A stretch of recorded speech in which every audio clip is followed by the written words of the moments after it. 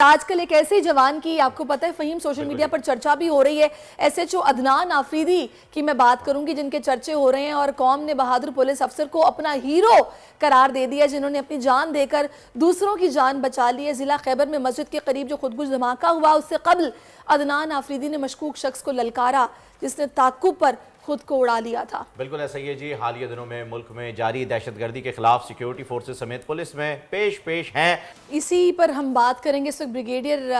حارث نواز صاحب جو کہ دفاعی تجزیہ کار بھی ہمیں جوائن کر چکے ہیں۔ بریگیڈیئر صاحب بہت شکریہ آپ کے وقت کا۔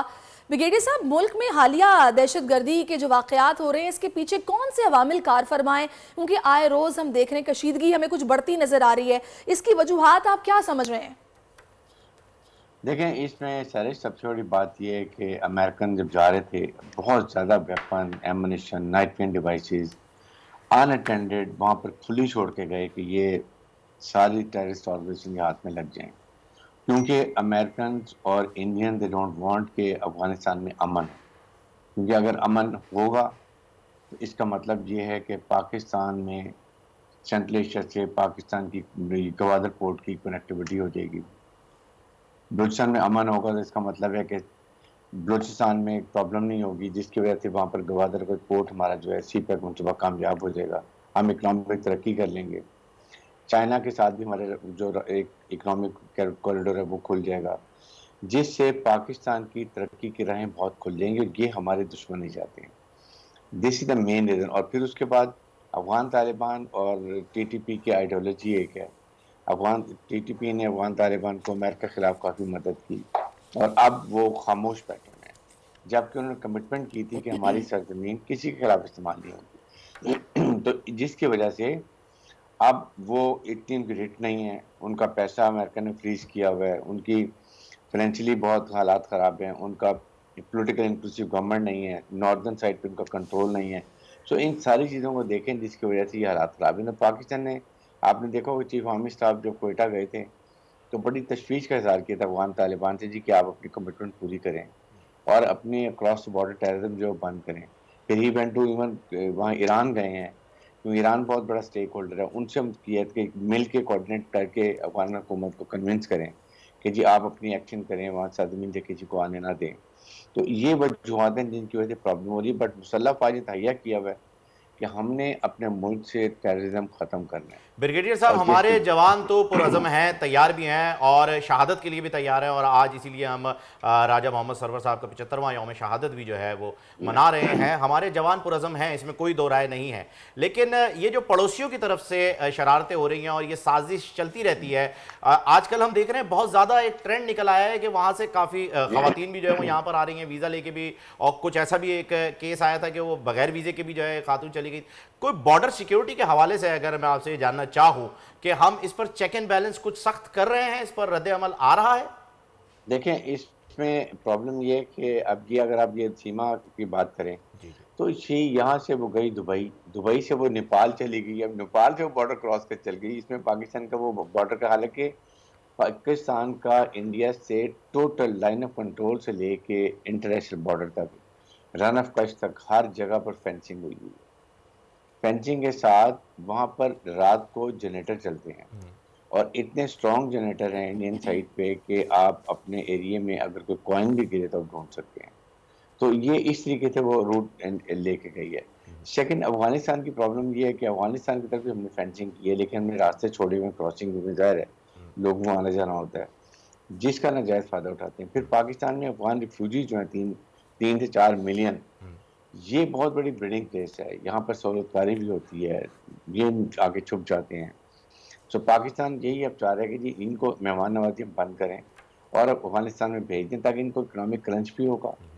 ان کو پھر پتہ چلے گا کہ کیسے ہوتے ہیں افغان۔ دیکھیں افغان افغانس کو میں نے دیکھا کہ جنرلی تھینک لیس ہے،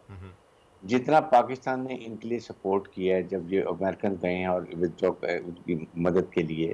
ابھی بھی ہم ہر وقت میں گندم بھی بھیجتے ہیں، چینی دیتے ہیں، افغان طالب نے کبھی رکاوٹ نہیں ڈالی ہے۔ 101 چیز، لیکن ان کو سمجھ نہیں آتی ہے۔ تو میں نے تو بلکہ یہاں تک کہہ دی کہ اگر یہ نہیں مانتے then we go for selective surgical strike, ان کے بارڈر ایریا میں جہاں ان کے کمانڈ اینڈ کنٹرول سٹرکچر ہیں جہاں پر ان کے ٹریننگ صحیح. اچھا بریگیڈیئر صاحب ایک چیز اور بھی ہے, ابھی آپ کو پتہ ہے کہ ہم لوگ الیکشن کے بھی قریب ہیں, نگراں سیٹ اپ بھی آگے انشاءاللہ بننے جا رہا ہے,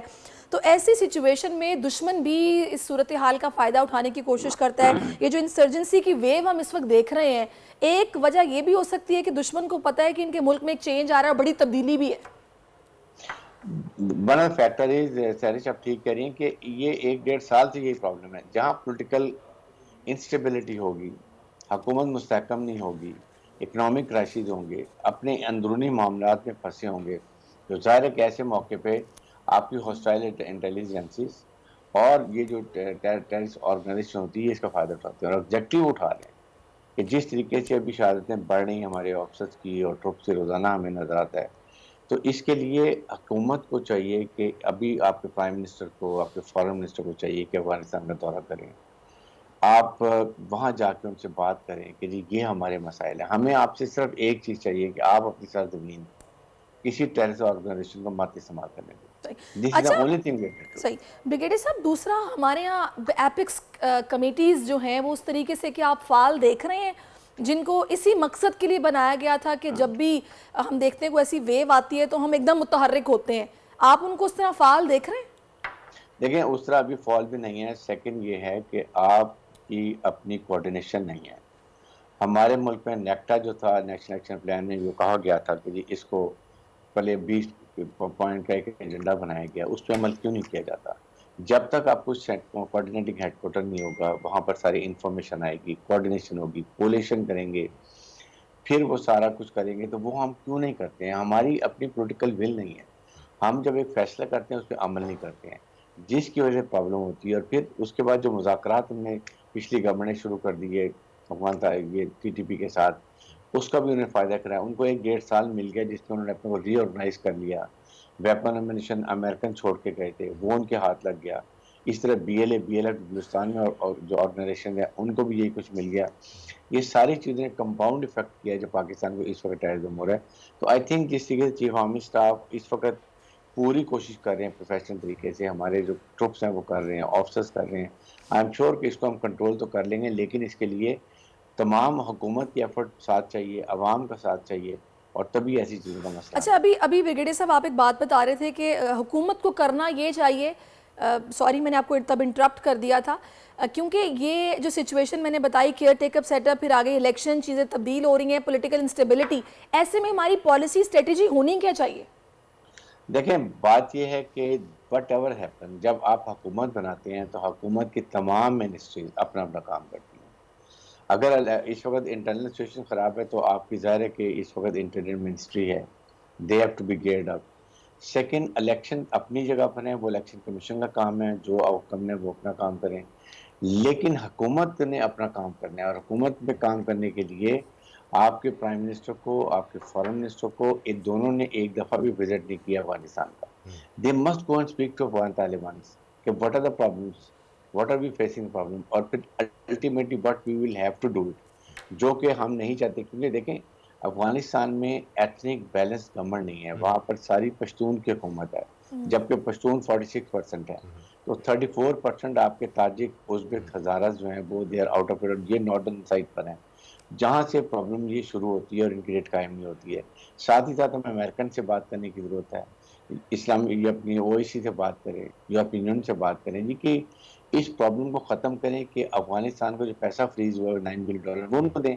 تاکہ جب وہ اقتصادی طور پہ ان کے حالات ٹھیک ہوں گے تو پھر ان کی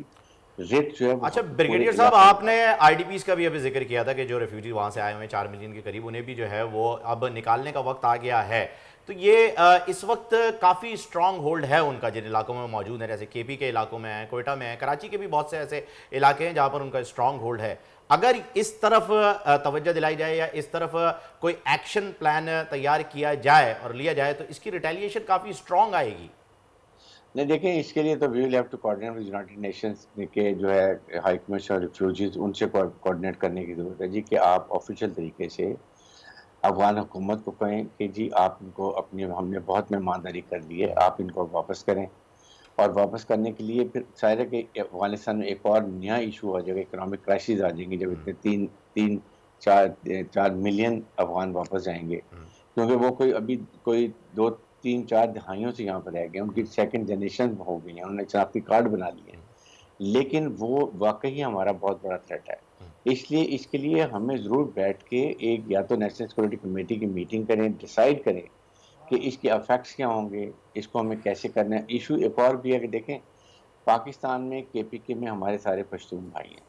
یہ افغان طالبان بھی پشتون ہیں، اکراس دا بارڈر بھی ان کے ریلیٹیو پشتون ہیں، تو these very delicate issues to maintain, تو اس کی وجہ سے بالکل اس پہ ایک پراپر اسٹریٹجی بننی چاہیے اور سب سٹیک ہولڈرز ایک ساتھ ہوں اور اس کے بعد اس پر ایک پلان بنا کر یہ کام ہو سکتا ہے۔ بہت شکریہ آپ کا۔ ڈیجیٹل لون سکیم، عوام کو قرضوں کے جال میں پھنسا کر لوٹنے والے بھیڑیے بے نقاب۔ بول کی کاوشیں برابر ثابت ہو گئیں، آن لائن قرض مافیا کے گرد گھیرا تنگ ہو گیا ہے۔ بول نے دیا اپنے عوام کا ساتھ، اٹھائی اس اسکیم کے خلاف آواز۔ بول کی ڈیجیٹل لون سکیم کے خلاف آگاہی مہم کی سب سے بڑی ٹرانسمیشن 59% عوام نے دیکھی اپنی اسکرین پر، کیونکہ بول ہے پاکستان کا نمبر 1 نیوز چینل۔ سبسکرائب کریں اور بیل دبائیں تاکہ کوئی خبر رہ نہ جائے۔